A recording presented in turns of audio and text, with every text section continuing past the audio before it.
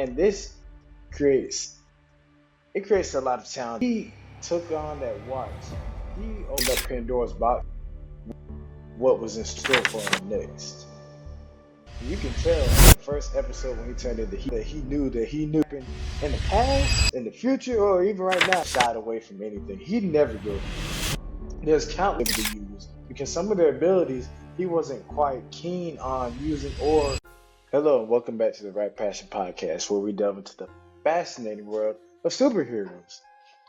This episode is one that I'm truly excited for and about because we're entering or learning about Ben 10. Who's Ben 10? Ben 10 is a superhero that is different. He's so different because he's a kid that just fell into becoming a superhero. He got the Omnitrix, which is a watch that grants him the ability to change into any alien that he can think of.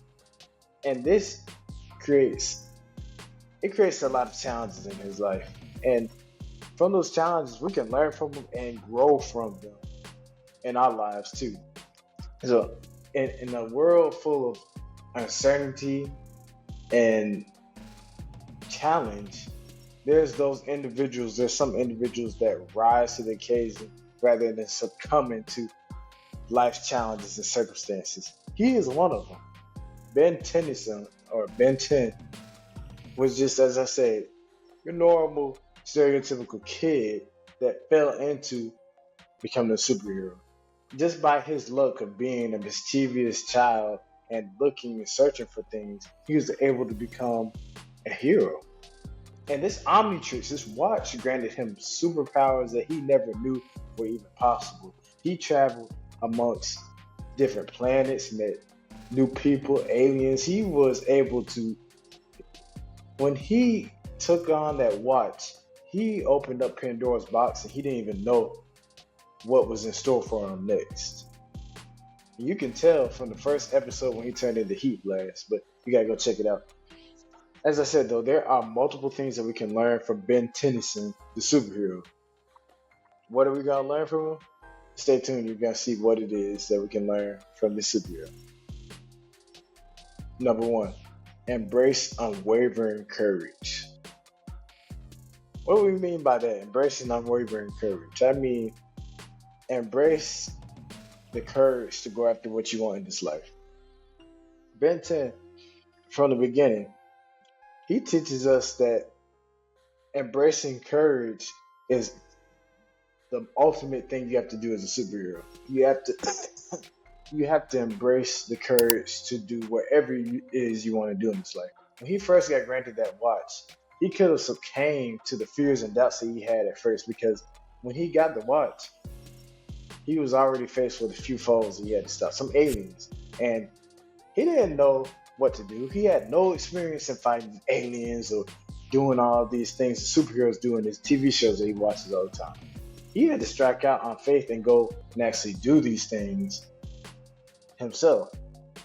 And in doing that, he had a choice. He had to either embrace that unwavering courage, or succumb to the fear and doubt that he had in his head and just run away with his tail between his legs. You think he did that? No, because we wouldn't be talking about it.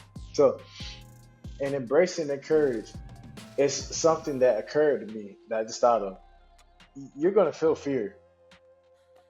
You will feel the fear of actually taking that action, because this is new. Not only is this new, but your mind probably will play tricks on you, and people may even tell you that it might not work, and that's great. Why do I say that's great? Because now you got an opportunity to embrace that courage. Because in facing your fears or going after the things you want to do in life, you are going to unlock that inner courage that's laying deep inside of you. I'm talking about it's dormant and you don't even know about it. Like, it is so low that the only way that you can feel it and use it is by facing your fears. And that's what Ben 10 did. He fearlessly, not to say he didn't feel the fear, but he fearlessly embraced what his calling was. And when he did that, he was able to unlock that courage that lay dormant in him and use it. Now think about that in your own life. Think about all the times where you wanted to do certain things, or you just wanted to be a person that you see on TV. You had dreams, aspirations, and goals. But what got in the way of that? Fear. Fear, doubt, uncertainty, not knowing what could happen. And by some chance of luck, you may have just went ahead and did it. You probably just said, you know what, I'm going to do it anyways. And when you did do that for those certain instances, you probably felt like a huge amount of courage. And that is what happens because most people, they don't pay attention to that. When you face your fears, you unlock that courage that lays deep dormant in you. And you can use it to keep going and create the life that you want. But when you just see what you want to do in your life and you don't go after it fearlessly, you just cave in and you run away. Oh, you're not able to embrace that unwavering courage. You won't have that courage to face the things that you want to do day in and day out. Actually, you might stay the same. You're going to be at the same place that you were, 5, 6 years ago now. You won't change. And that's the sad thing about it. The only way for you to get that courage is to believe and feel the fear and do it anyways. So, in a nutshell, for you to embrace that courage or get that courage in general, because some of you guys want it and you don't know how to get it, simple. Just take action. Feel the fear anyway and go do it. Be shaking. You can have your voice can be shaking. You can be anxious. It doesn't matter. Just go do it and feel it. Feel all those emotions. Because after you get done, you'll feel amazing for the fact that you actually did it and you weren't just thinking about it. So take some action, feel the fear, do it anyway. Number 2, embody perseverance. Or he embodied perseverance. Ben 10 was not a person that shied away from anything. He never gave up. There's countless times in his journey, especially as a young, well, I wouldn't even say he wasn't a man at first, but a little boy, that's what I call him. He had to embody this sense of perseverance because he didn't always win. And granted, he had a lot of learning to do. He made a lot of mistakes. There were some things that he should have done better. And that only came because he had to learn. He had to face these challenges and get better. There were certain episodes where he faced off against a villain and he wouldn't win immediately. He had to take some L's a few times. I'm talking about 2 or 3 times in an episode before he actually learned what to do. He had to figure out the aliens that he was able to use because some of their abilities he wasn't quite keen on using or understood. Like first episode, Heat Blast. When he changed into Heat Blast at first, he almost burned the whole forest that he was at. Why is that? Because he didn't know what he was doing. He had doubt, he had fear, he had all these negative emotions just bombarding his mind, and he was so confused. He did not know what to do. He said, "I'm on fire." And it wasn't until he had that guidance and help from his his granddad and his cousin to help him to actually take down that fire because he just didn't know. But and all that, he never gave up. He just kept going. He picked himself up each and every time he fell and just kept moving. He was resilient. And you got to do the same thing in your life because with what you want to do in your life, the goals, achievements, everything, you have to embody that perseverance because you're going to get knocked down more times than you think. Things are going to go wrong. People are going to walk out on you. In situations, what you think was going well, it's going to get turned on its head. And you're just going to be looking like, what in the world? How did this happen? But it's a given. It's supposed to happen because it's building you. It's building your character. If you watch Ben 10 from the start of the of the show or series to the end, he grows so much. He was only able to grow because he embodied that perseverance, that want-to-ness to not give up. Because in his journey, he was just struck with so much loss, mistakes. It didn't always go well for him, but he didn't give up. He decided, well, this was a horrible day. I took a loss multiple times, but I'm gonna keep going. I'm just gonna keep going, and that's what I liked about him because he had that childlike enthusiasm where wherever, whenever something wrong happened, he didn't destroy himself over it. He was like, "Well, this is a learning experience. I'm gonna do better next time." And that's how you have to be. You got to take that childlike ambition, enthusiasm, and just use it in your life because stuff is not gonna go right. But if you keep this mindset of everything is gonna be okay. I got knocked down, but I can get back up again. You become resilient. You get excited about life. Like think about all the times where things didn't go right. People didn't want to hear you or know what you got going on, nor did they care what you got going on, but you still kept going because you had that confidence or you had that feeling. It's that inclination that everything's gonna be all right, like regardless of what happened. And when you feel that way and you keep moving, you're embodying that perseverance to the point where what you want to happen eventually happens, but it doesn't occur right when you believe it should. It occurs when time makes it occur. And this is also good because it's building your character. So when you're embodying that perseverance, you're building yourself up to the point where when what you want to have in your life, when you receive it, you're not only able to receive it, but you're able to keep it because you're a different type of person. Number three, believe in your potential. Belief is the start of everything. This is where you have all of your dreams and goals. This is where it starts. Start up right here. And for Ben 10, he knew that that was the ultimate thing for him to be a superhero. If you don't have any belief, how do you even live?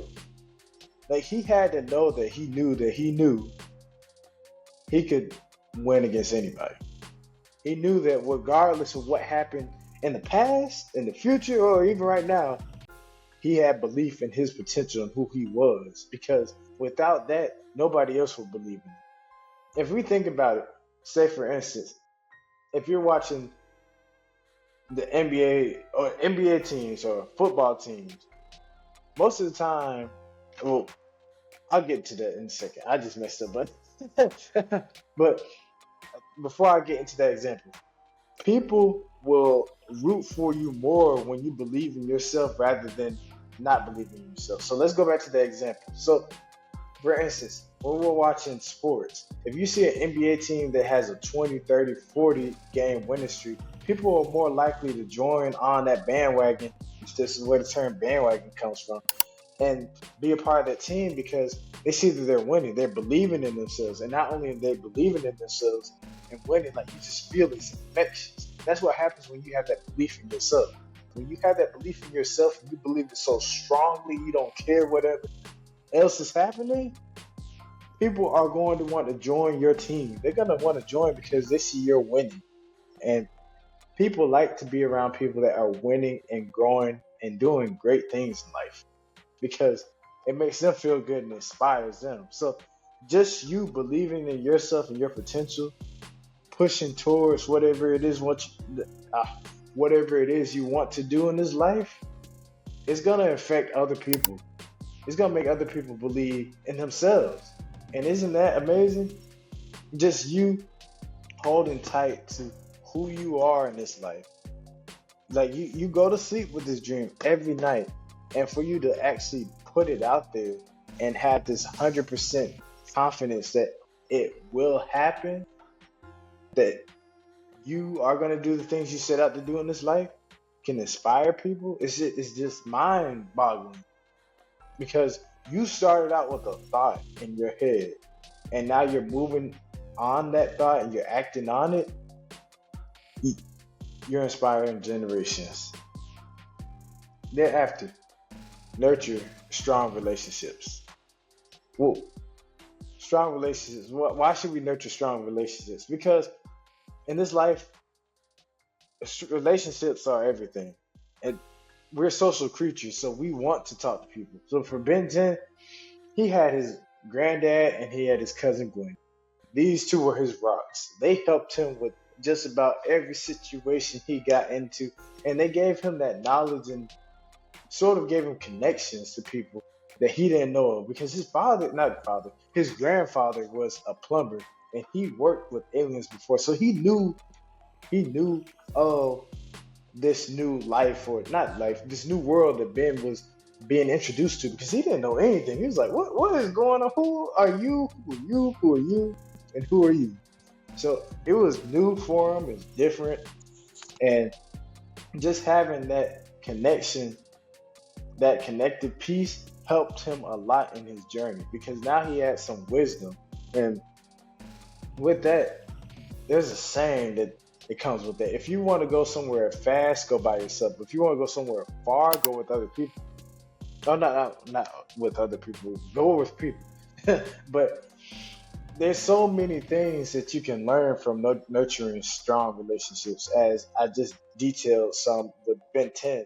But he, it was two main things that I saw from it. As I said, connections because his granddad connected him with so many people across the world and space, but also provided him with mentorship.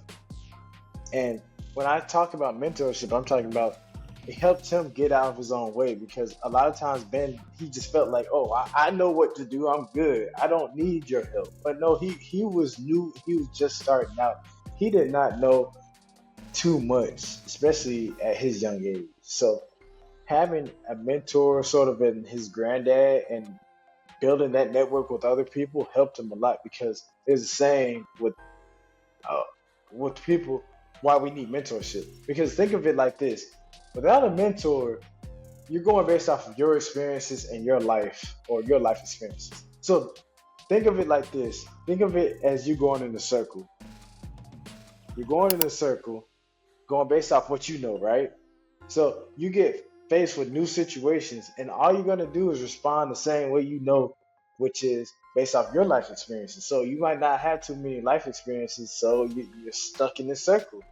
You're not breaking out and going to new places or new stratospheres of learning. So you're gonna be like this your whole life. But as soon as you're able to get that mentor, you can break out and you can try new things. You can discover new worlds, new ideas and everything, new ways to solve problems. And that's what helped him a lot because for Ben, he figured, I'm not saying this all the time, but he had a few go to aliens that would just automatically destroy the other aliens or give him an edge in the battle.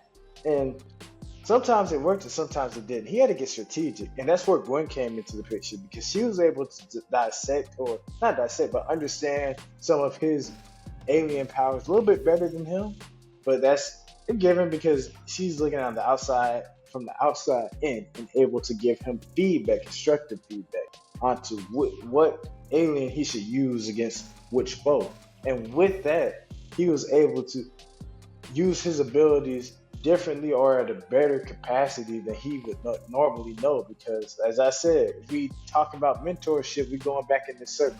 So he was going in the circle based off of his experiences, thinking, "Oh, okay, I can just use heat blast or forearms, or I forgot the shark's name, or even the one that was the ghost. I can use them, and that's my go-to." But Gwen, she pushed him. No, let's do something else. Let's use another superhero or another alien to fight this villain because what you might think would work right now, it probably wouldn't. Let's do a more efficient way. And that's what I like about, as I said, nurturing relationships with people.